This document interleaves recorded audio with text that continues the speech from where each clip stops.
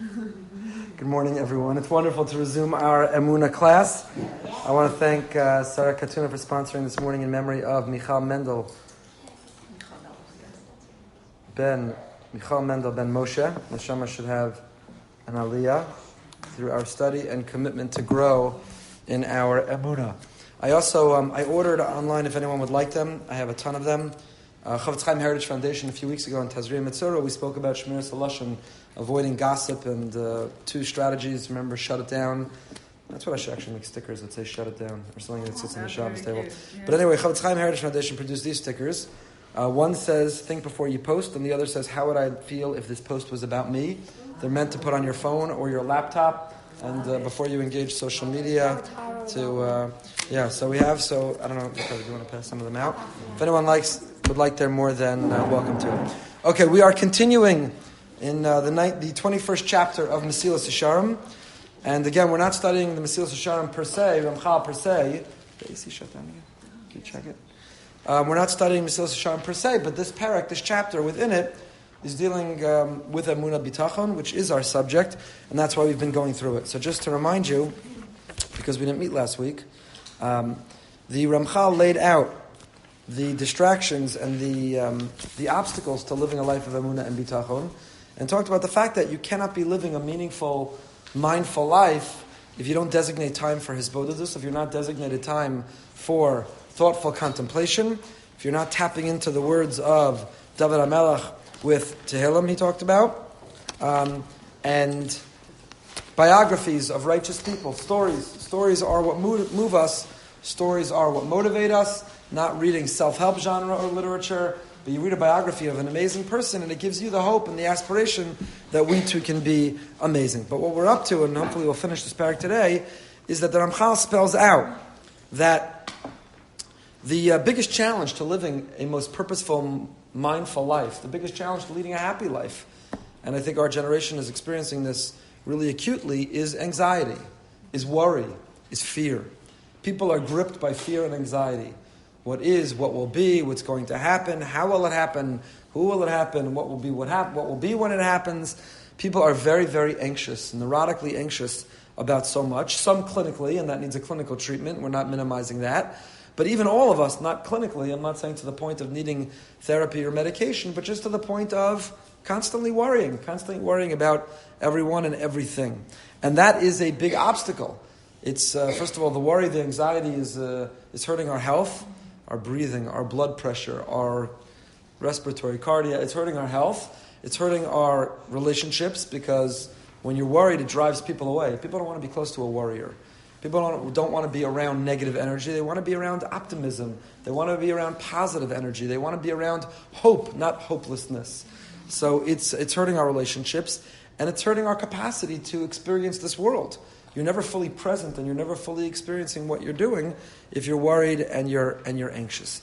And what is the antidote? What is the response? So that's what we were up to. So let's start again from, we're on page Kuf Nun, or 150. Again, this is chapter 21 in the Ramchal. We may be rereading a little bit of what we've read, but so be it.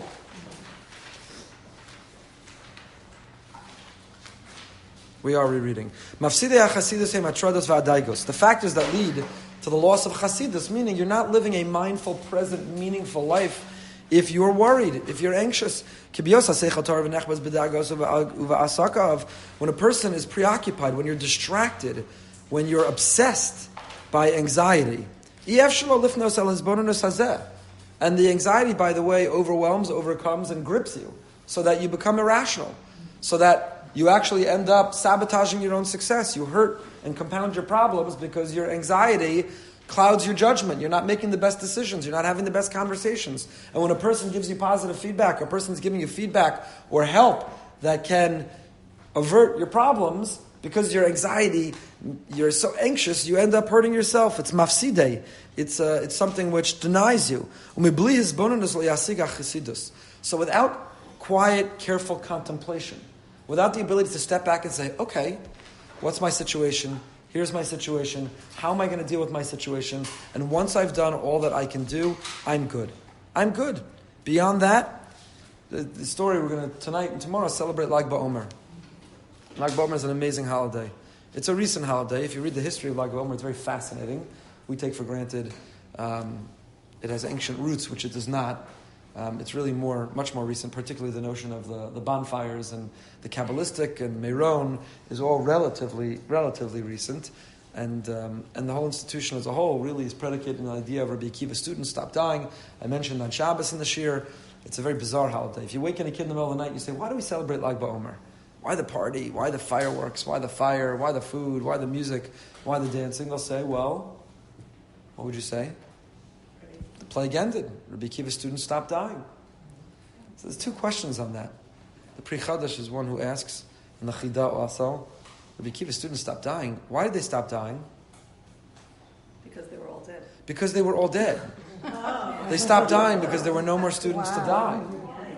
So you're going to celebrate that Lag BaOmer, the students stopped dying? They didn't stop dying because all of a sudden there was a mass tshuva movement.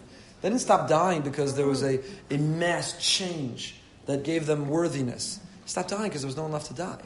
But even if that's not true, except for the 5 we're going to talk about, but even if that's not true, even if there were more students and the plague ended, who makes a party and celebrates the end of mass death?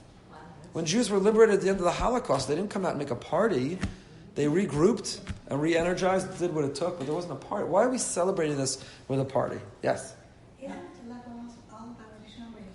So it's partially Rishon Bar Yochai. That's one component of it, but that's that's much more recent. And that's also, he died. I'm saying it's, It's your side. That we should celebrate his life. Correct, but there were many. The Chassam Sofer was very opposed to the celebrations. He says, we don't mark a Yurtzeit with celebrations, we mark it with meaning. So it's one thing to sit and study Zohar, it's one thing to mark a Yurtzeit with meaning, but we don't mark it with bonfires and barbecues and fireworks. Well, the question is what he meant by a Hilula, but even so, the Rishon Bar Yochai is only one component of the day. The other component of the day, outside of the more Kabbalistic circles, the main component for people is Rabbi Akiva students. So who at the end of a mass death, of a tragedy, celebrates? So the Chida and Berch Yosef both say, we're not celebrating the end of the tragedy. What we're celebrating is that Rabbi Akiva did not become hopeless. He didn't give up. Many others would have returned from 24,000 funerals and delivering 24,000 eulogies and paying 24,000 shiva calls, and they would turn it in. Rabbi Akiva would say, I started this when I was 40 years old. Look at the success I met. Now it's all gone. What's the point? I'm done. I'm going to retreat, sit in a room by myself, learn. I'm done. But he didn't. He identified 5 new students, or maybe the 5 remaining students, and through them, he renewed and transmitted. Our whole Torah that we have today comes through those 5 students. Rav Asher Weiss points out that we don't have one quote. We don't have one Torah teaching from the 24,000 students. We don't know their names. We don't know who they are. We don't know what they stood for. We don't know their teachings. The entire Torah Shebaal Peh, our entire tradition, our entire Masorah comes through those 5 students. It was the fact that he had hope. He wasn't hopeless. He was positive. He didn't give in to any negative voice. He re-energized and rededicated himself, and that is the message. So, and that's also the message of Rishon Bar Yochai, because the Gemara says that when the Romans came to get him, first he hid in the base medrash, and then he went to the cave. In 13 years, he lived in the cave with his son. He came out. His son, he saw the people working in the farm. Rabbi Lazar couldn't understand why they're doing such mundane activity. He looked at them with his eyes. They burst into flames. He was destroying the world. They went back into the cave. What's the deeper meaning of all of that? It's not for now. But what ultimately led him to emerge from the cave permanently? So the Gemara says that he would take excursions out of the cave every now and then. And one time he saw the birds. And he saw the bird hunters. And sometimes the bird was trapped. Sometimes the bird wasn't trapped. And he came to realize that what determined whether a bird was trapped or wasn't trapped was not the acumen, the wisdom, the skill of the trapper or of the hunter. It was the Ribbon Shalom. God determined. Not only do human beings experience providence, not only are we subject to Hashem determining our lives, but even a bird. Which bird will be trapped and which bird will soar? That Hashem determines for whatever reason. I don't know what the merit or demerits of a bird are, but for whatever reason, Hashem determines. So Rav Shimon Bar Yochai says, Rav Melech Biderman, Rav Shimon Bar Yochai says, he goes back into the cave and he says to his son, if a bird, which one is trapped and which one is free, is determined by Hashem, not by the hunter, so all the more so me and you. We're worried about the Romans. If Hashem wants us to succeed, to be free, to be safe and secure, the Romans can't touch us. And if our time has come, if it's not the Romans, it'll be through something else. So what are we hiding in a cave? We have nothing to fear if we put our trust and our faith and realize that it all comes from Hashem. So they emerge from the cave. Now, does that mean that you go and you buy a home in Jenin or Ramallah because you say, it's all from Hashem, so I'm going to start a new neighborhood in Jenin? Of course not. We've spent a lot of time talking about the balance between initiative, hishtadlos, and hashgacha pratis, divine providence. You don't test fate on the one hand. But on the other hand, once you've done your initiative, once you've put in your all, once you've done what you can do, let go and let God. Now you sit back and you say, and that's what Shimon Bar Yochai realized. That's what we're tapping into tonight and tomorrow are the holidays of Emunah. It's exactly what we're tapping into. What we're tapping into is that notion and that capacity that once I've done everything I can do, why would I be anxious? To be anxious, the Chazon Ish writes, is to deny Hashem's existence. Anxiety is an act of kfira. It's heresy.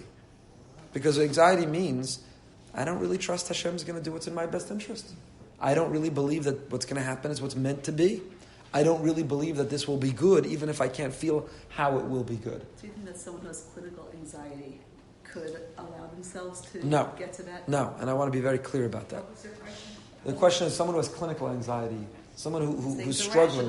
Right. Control. So somebody who has mental health challenge of anxiety to the degree that it's diagnosed, I think that, I'm sure, listening to these Emunah, not me, but being involved in Emunah shiurim, Emunah messages from whomever, and there's no shortage of ways to get it today, it happens to be, which is, by the way, such a reflection of how desperate our generation is. Every day I see this, like a new rabbi's put out a book, a WhatsApp group, a text message, a phone call, whatever, and it's beautiful. No one's competing with one another. The more reinforcing there can be about Emunah, but what does it show? If all of that's happening, what does it show is that there's a desperation. That despite our technological breakthrough and despite our affluence and despite our world we're living in with all of its pleasure, people are empty. They're desperate for the message of Emunah, the fact that there's this enormous resurgence of Emunah out there. So can it help a person who's clinically diagnosed? Of course it can help. But it needs more, and no one should ever suggest that it's all that's needed. Oh, you have depression, you have anxiety, you need to work on your Emunah. Clearly you have an Emunah problem. God forbid, any more than the person who has a physical illness. It's not, well, you really need to work on your Emunah problem. Can Emunah help us encounter, overcome whatever challenge we have? Yes, but it's not really the answer. So that's what the Ramchal here is writing, is that what's the big obstacle? Mafsideh. It's mafsid. It's robbing you. It's stealing. It's robbing you of your happiness. You could have happiness, you could have health, physical health, emotional health, mental health, happiness, relationship health. And what's robbing you of all of that? Anxiety. Now, if you're anxious whether you'll perform, that's good. In other words, if you're concerned and you want to make sure that drives you, that makes you have ambition to do it right, to have a good work ethic, to be not a perfectionist in a negative sense, then that's great. Such anxiety, I wouldn't even call that anxiety. Right? I gave a big talk in New York on Sunday for the OU. I was nervous about it. That nervousness, that anxiety was good. Made sure I wanted to prepare, and I went over it, and I really wanted to do well with it. So that anxiety drives you, that's good. You're nervous about your test, so you're going to study, that's good. But once you've studied, let go. You've done your part. Now anxiety is mafsideh, it's robbing you. It's robbing you of your happiness, of your relationships. It's robbing you of living in the moment. So let go. Melech Binyamin also brings down, there's a pasuk in Yeshaya. It says, "V'haya emuna sitecha chosen Yeshua's chachma v'das." It will be your faith that you had during hard times that will be your strength for salvation. The faith you had during the hard times is what's going to be your strength that brings salvation. It's a pasuk in Yeshaya Lamed Gimel 33. The Gemara in Shabbos says, from this pasuk, from this verse, we learn the names. This is not in your source sheets. From this verse, we learn the names of the 6 orders of Mishnah. Shas stands for Shisha Sidrei Mishnah. The whole oral Torah was divided into 6 categories. 6 categories. How do we learn it from this verse? V'haya emunas, it will be your faith, is Seder Zraim, is the order of Mishnah that deals with the laws of planting, the laws of mitzvahs hatzliyas ba'aretz, the laws of the land, of separating Shumas and Maasros and the like. Itecha, in its time, is Seder Moed, which literally means time. That's the order of Mishnah that deals with all the holidays. Sukkah, Yuma, Rosh Hashanah, Megillah, Pesachim, and so on. Then you have Chosen. Chosen is, during hard times, is Seder Nashim. I don't know what the correlation is there. Yeshuos is Seder Nezikin, salvation. Chachma is Seder Kodshim. And Da'as is Seder Taharos. So Rav Melech Biderman says, why is Emunas, faith, is Seder Zerayim? Why is the farmer who's planting and plowing and harvesting, why do we correlate that the first order of Mishnah, the first order of Talmud, is learned from that word emunas? What's the connection? So Rashi there says in the Gemara that Seder Zerayim is all about agriculture and giving meiser and giving gifts, and you're only willing to separate from what you have if you have faith. Right? I see people who are very stingy, frugal, they're not willing to give tzedakah, they're not willing to help. Some of them are gripped by fear. I worked hard for this money, and what will be, and what if the economy turns, and I'm on a fixed income, and I don't know what's going to happen, and what if I lose, and how can I give to others if I don't know I have enough for myself? So the person who lives life in that way, who's stingy in that way, is a lack of emunah.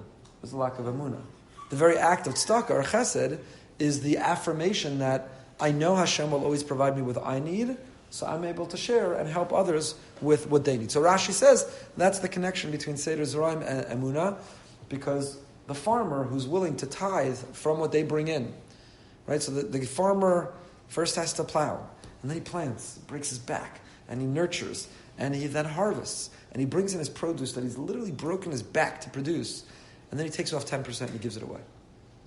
It's unbelievable. Why? He worked hard. What if he's going to run out of figs or apples or wheat or barley? How is he going to sustain his family? Because emunah. He says, you know what? I can give away because I know, I'm confident I'll have enough. Tosfos gives a second explanation. Tosfos writes, emunah is Zerayim, because the Yerushalmi says, Hama'amin b'chai ha'olamim v'zoreya. He believes in the Creator and he plants. What does believing in the Creator have to do with planting? So the Chidush HaRim, the Ger Rebbe says, that if you wouldn't plant, and you trust Hashem will support you anyway, that would express emunah. But once you plant, how does that show emunah? Isn't planting the opposite of emunah? You go to work and you work hard, maybe that means you don't have emunah. Chidush HaRim says, how is planting the expression of emunah? So he says, the farmer has the opportunity through his demeanor to show emunah. Because the farmer, he plows, and then he plants the seed, and now he waits. He waits for the rain. Will it come? Will it not come? Will his crop grow? Will it spoil? Will there be an infestation? Will it be safe and secure? What will his demeanor be? So he does his hishtadlus, he does his effort, and then he sits back and he waits. And he says, whatever will be, will be. I did the best I could. I plowed, I planted, I used pesticides, I did everything I could to protect. I've done my part, now I'm letting go, letting God. And that's what the Chidush HaRim says, that's what Tosfos means, that Hama'amin b'chai ha'olamim zoreya. He's zoreya, he does his ishtadlus, he does his effort, and then he's ma'amin b'chai ha'olamim. After that, he's back, sits back, and now he trusts in Hashem, that Hashem is going to take care of the rest. So that's exactly what the Ramchal is saying here. That to live a life of emunah is not to fool oneself. You can't sit on the couch and think someone's going to drop a brown paper bag of cash at your front door. If you're ma'amin b'chai ha'olamim, you're zoreya. If you believe in God, you know that you have to do your initiative. You have to go to work. You have to apply for the job. You have to invest wisely. You have to do your initiative. But once you've done it, stop worrying. Stop worrying what's going to be and what's going to happen. Send out your resumes. Take your interviews. And then realize whatever will be is meant to be. And in the right time and the right job opportunity. And whatever one is going through, as painful and as difficult. And without minimizing that. Because there's real suffering and there's real difficulty. But one can go through it and be broken by it. One can go through it and be stronger from it. One can go through it and become hopeless. One can go through it and have great hope. Rabbi Akiva, it only forged his hope more. And tonight and tomorrow, we'll tap into the energy Rabbi Akiva gave us with Lag BaOmer of second chances. If Shimon Bar Yochai saw those birds, he didn't go back to the cave and hide under a rock, literally. He said, I'm not subject to the Romans. I'm not subject to this interviewer. It's the Ribono Shel Olam. So when it's the right job and when it's the right opportunity, it will work as long as I do my initiative. So why am I worrying? Why am I up at night? And why am I have shallow breathing and my blood pressure through the roof and I'm destroying my health and I'm fighting with my husband or with my parents or with my children and I'm absolutely forfeited and conceding any happiness that I could have, all self-imposed sabotaging my own life and happiness because I'm so gripped and consumed by worry and by anxiety. Anxiety never, ever made anything better. The anxiety never got you the job, never freed up the traffic, never got rid of the illness, never made the children give you more nachas, it never produced the shalom bayis. Anxiety has only, it's poison. It's not medicine. So stop taking poison. Start taking medicine. Emunah is the medicine. And worry is the poison. And they don't go together. They're oil and water. They don't mix. In fact, if they go together, the anxiety undermines the emunah. So, you go to the emunah shir and say, that was great. Emunah, beautiful. Ramchal, that was amazing. Ramelech Biderman, that was fantastic. Chidush Harim, that moved me. Emunah. And an hour later, you're on the phone with your child, with your this, so anxious and what's going to be, and I'm so worried about my kindlach, about my eneklach, about the flight I have to take, about the thing, about shavuos, about the investment, about the doctor's appointment. So, what was the point of going to the emunah shir? They don't go together. They don't go together. They don't go together. They're oil and water. They're medicine and poison. If you pop a pill, you pop the antibiotic, but then you take a poison, it's not going to help. Emunah is the medicine, and getting rid of the anxiety is taking more emunah pills. That's exactly what we need to do, and to live with anxiety is an act of heresy. Yes? I think in general the problem is that I experience is not having enough emunah, but how do I know that my status was enough? When to find that balance. Excellent. Everyone knows Rebbetzin Tauger? Who's doing an incredible series for women in our shul. Just began. It began this week, right? Everyone should make sure you see we have a full-page flyer. Do not miss it.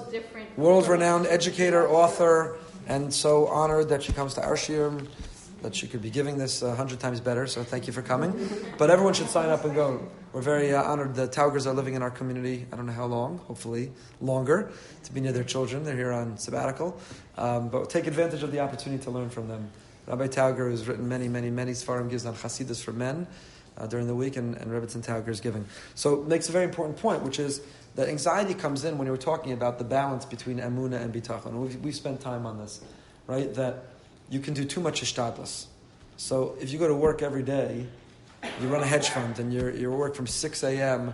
to midnight every day, if Hashem wants you to have billions of dollars, you can have it and be home at 8 p.m. And if He doesn't want you to have millions of dollars, you can work till 2 a.m. and you're not going to have it. So there's such a thing as over-hishtadlus, and over-hishtadlus is a lack of emunah. If you're working, so to say, too hard, now that doesn't mean that your boss has asked you, and if you don't stay, you can't tell your boss says, I need you to stay late tonight, and you say, I have emunah. So I'm going home early. They'll say, you're fired. And then Hashem says, moron, the emunah was the job I gave you. But I'm saying, let's say you're your own boss, and say you're just going to work harder because you're going to get more money. You're going to take on another opportunity, another case, another job, another investment.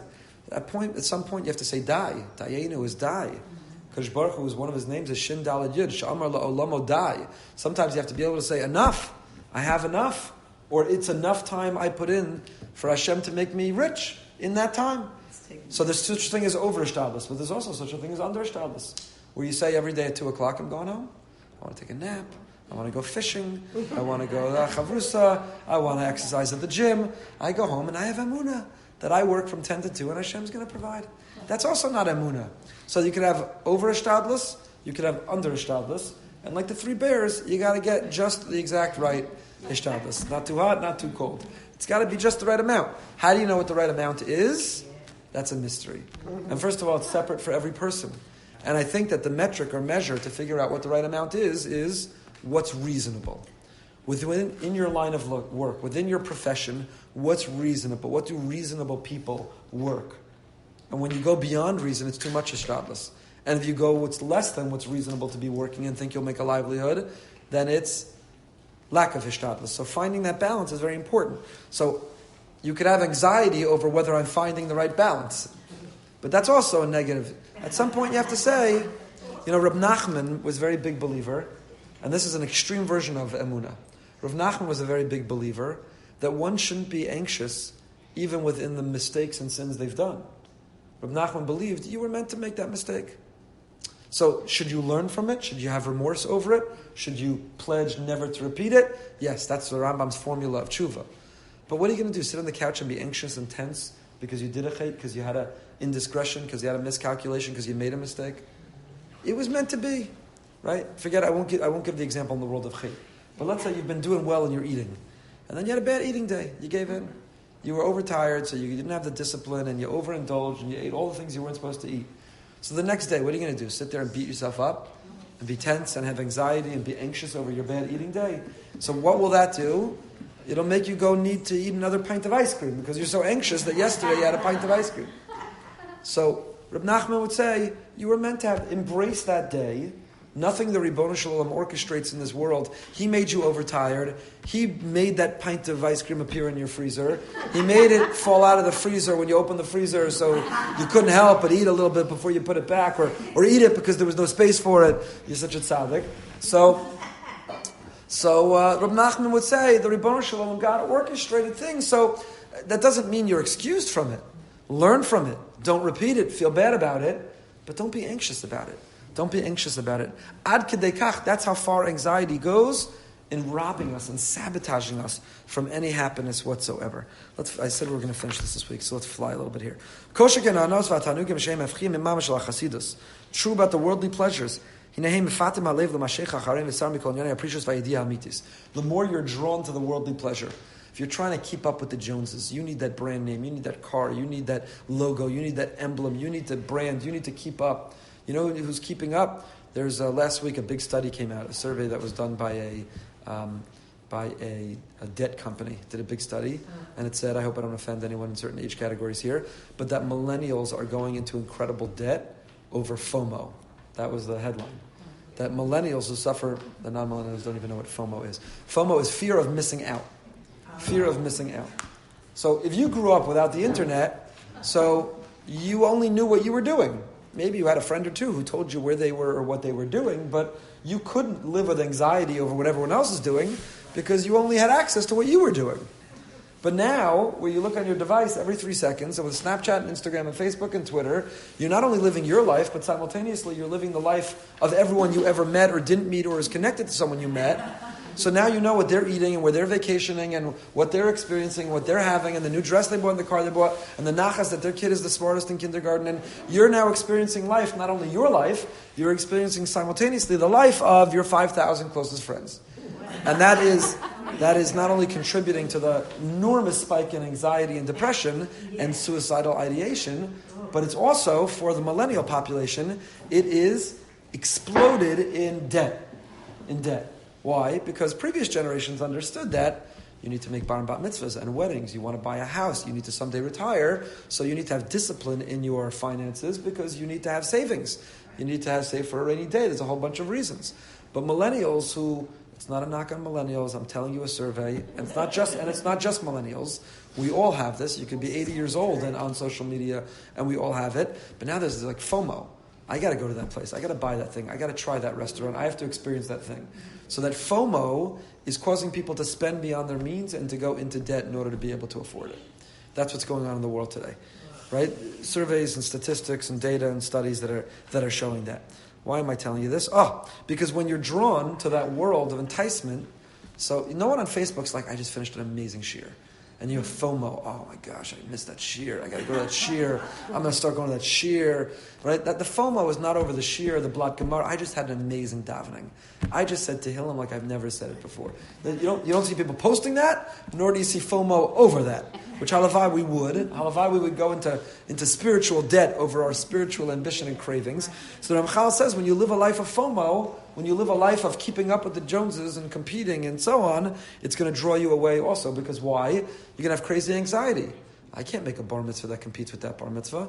Our logo is not going to be as impressive as that logo. My 13-year-old son, who's now a brand and a logo and an enterprise and a corporation who's got a logo at 13 years old. I can't keep up with those centerpieces. I can't keep up with that whatever. So if you live a life of measuring yourself against everyone else, it's going to drive unbelievable levels of anxiety in you, says the Ramchal. And when you have the anxiety, you're going to struggle to have the emunah. You struggle to have the emunah, you're going to make bad decisions. And you're going to say, you know what? Take out 3 more credit cards. We'll put it on the credit card. But how could we make a Shalom Zachar that's not going to compete? We need 10 bottles of the best-selling single malt and so on. So,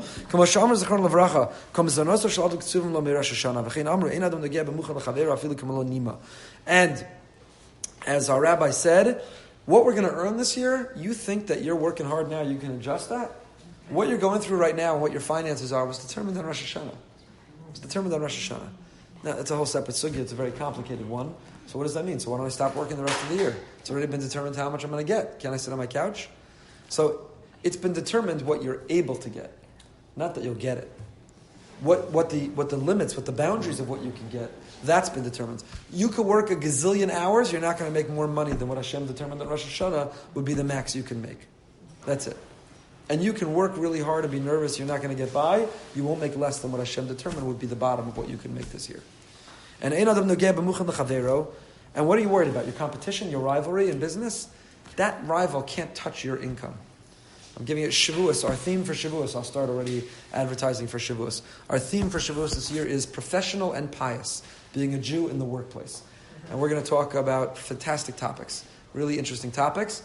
So one of my shiurim, my middle of the night shiur, or 12 o'clock at night shiur is all about kosher competition. Should the ORB be regulating which restaurants and caterers and stores can open up and not open up and what they can serve? I'm pretty suicidal. That's why I'm giving this shiur. So, but ein adam nogeh b'muchan lo, right? This is not the conclusion of this year, but you shouldn't fear your competition. Why? Because God runs the world. He can have enough for your competition and for you. You could have no competition and fail. You could have all the competition in the world and succeed enormously.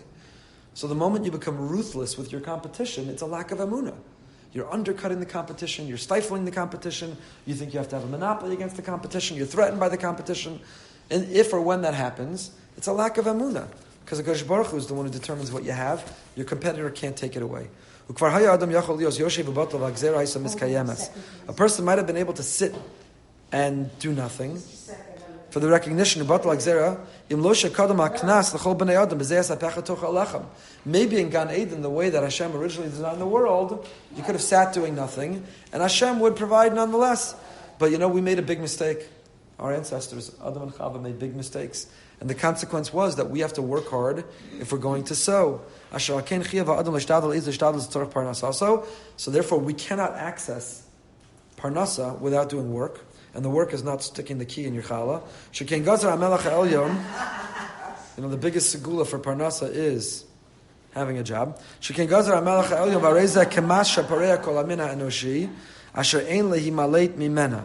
It's like a tax which has to be paid by the whole of mankind, and it cannot be evaded. Right? You can't earn income, at least you can't do it legally if you don't pay taxes on it. It's kind of the prerequisite to earning money is you got to pay taxes. You can't escape it. You can try to escape it, and it will catch up with you. And then the consequence will be much worse than whatever you had to pay in taxes. So the Rebbeinu Shalom says, working hard is the taxes we pay to earn our income. We don't have the luxury of sitting back and the money just flows in. That's the way Hashem orchestrated things. I said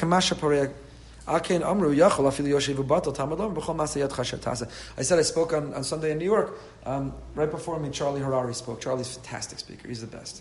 So he gave a great mashal. He talked about with our children. He said, your child is starting to walk. You hold a lollipop. So the child stands up. We're cruel. He said it was only Charlie Ken with his arms flailing and high energy. I was exhausted just listening to him. I needed a nap.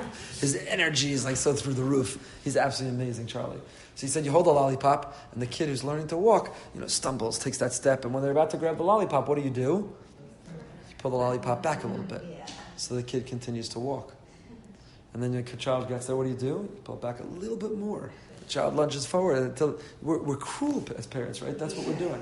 Now the child thinks, what are they doing? What is this exercise? Why is their parent doing that? With the big smiley face and encouragement. Come on, you can do it. What does the child think it's all about? The lollipop. Parent wants to give the child a lollipop, and the child needs to arrive to be able to give the lollipop. The foolish, young, naive child thinks it's all about the lollipop. But the parent understands, what's it all about? I'm trying to teach you to walk, and I want you to walk to me. So Charlie said, that's exactly. We think it's all about, we're davening for the parnasa, we're davening for whatever we're davening, but that's the lollipop. Hashem says, you silly child, I keep pulling the lollipop back because I want you to learn to walk, and I want you to walk closer to me. So right? It's a great metaphor. Thank you, Charlie Harari. But don't think that the hishtadlus is what's working. So it's not that the effort or the initiative, it's what yields the results. No. Is what's walking, what's get the child... He didn't say this part, Charlie. Charlie, I'm adding on to what you said. Right? He didn't say this part. It's not that the child walking is what got the kid the lollipop. What got the kid a lollipop? Because a parent desperately wants the child to be happy. All a parent wants is to put a smile on the child's face. That's all they... Need a lollipop? all the parent wants is to make the child happy. So the child wants to give the lollipop. So the walking is not what got the lollipop. That's so silly. It's just that if you don't walk, I can't give you the lollipop. Why? Because I'm trying to teach you to walk, and I want you to walk closer to me. But really, I want to give you the lollipop. Your walking is not what earned the lollipop. What earned the lollipop is that I love you, I want to give you the lollipop. But I'm giving you the lollipop to initiate and motivate you to want to walk, and to want to walk close to me. So it says the Ramchal, don't think that you're working late at night, and your interviews, and your effort, and your initiative is what yields the result. No, Hashem's got a storehouse. He's got an otzar that is filled, it's overflowing with bracha that He wants to give us. He just designed a world that we need to trip and fall and stumble and walk to Him in order to be able to get it. Once you do the ishtadlus, yatsa yidei chavasa. That's your part. You've done your part.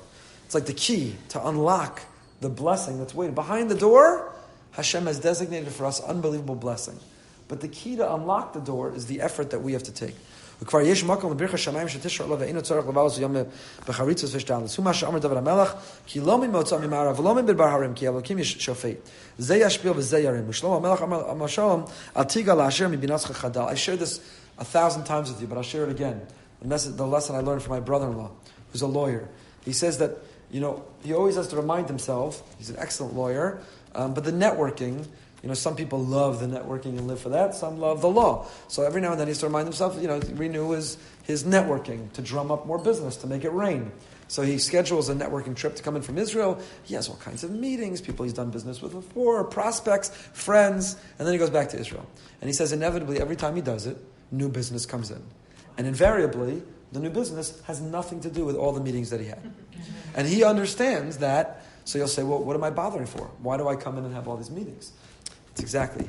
The key to unlock the door where all the new business is behind is showing your effort, your initiative. The initiative doesn't always correlate with the results. So in the world of shidduchim, you think that you're going to go to this event and you're going to hand your resume to that person, you're going to meet with that shadchan, and then all of a sudden, out of left field, someone who knew someone set you up and you got married. It had nothing to do with all your efforts. So you say, I did the effort, but it was a waste. Really, it came from left field. No. The fact that I did the effort was what I needed to show Hashem so that He could provide it from left field. You're interviewing for jobs. So you send out your resumes, you schedule the interviews. In the end, they lead to nothing. But someone knew someone who knew someone who helped you get a job.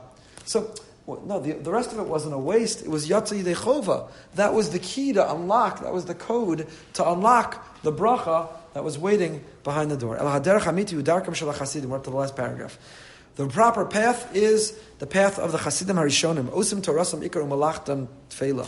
Their Torah, their life of mindfulness, of Torah, of Emunah, that was the core of their being. And the Malacha was Tafel. So when you go on that networking trip, or you send out your resume, now you have to explain the shidduch resume or the work resume. When you send out the resumes, so the resume is the Tafel. That's the secondary. The Ikar is the little formula, the little tefillah that you should be saying, Yehi Ratzon, that as I make this meeting, this appointment, Hashem, that I'm doing my ishtadlus, you should grant me my bracha. The Ikar is the Torah, the Ikar is the Emunah, the core, the foundation is to be mindful, is to turn to Hashem. Let's say you're ishtadlus, because I'm not so opposed to, I had a key in my challah. Somebody was so concerned they dropped off delicious challah with the key. So I say it's a school for the dentist if you don't find the key before you bite into the challah. But the key of the key in the challah is not the key. It's that when you eat the key, you're reminded that the man fell from Shamayim. Lechem Mishnah is a reminder of the man. Parnasaf is from Hashem. I have Amunah in Hashem. It's not that, I put a key, so even though I'm a heretic and a kofar and I don't believe in Hashem and I disregard everything Hashem wants from me and I speak gossip and I dress inappropriately and I watch it, but I put a key in my challah, all's good. That is not our religion. I can't do what I want and tie a red string around my wrist and everything's good. That's another religion. That's not our religion. Our religion is that Torah is the ikar and malacha is tafel, assuming that those things are even malacha. Once you do your initiative, what's left? You do your malacha, then you get anxious? So you have a little money to invest in a mutual fund, in a stock. So you know what? You do your research. You meet with a few people, you have a broker, you read up on it, and you make a choice. So now you made your choice, you put your money in that stock. Now what are you going to do? Drive yourself crazy? Sit there anxious and worried and stressed and check it every 3 seconds and what will be and I don't know what will be. That's ridiculous. It's absurd. You're going to rob yourself of your happiness. What do? You take your initiative and then you let go, let God. You rely on Hashem. Lo lehitzta'er al shum davar olami. Va'az tishaer daito penuya. And then your mind is free to enjoy life. V'libo muchan, and your heart is open. L'chasidus ha'amiti v'la'avoda ha'tmima. That is the end of. Pick up a new limud in Mirza Hashem next week. We'll choose something new to learn in Emunah. Don't forget to go to Rebbetzin Tauger. Is on Monday nights? 8:30. Monday nights at 8:30. You don't want to miss that special opportunity. Have a great day.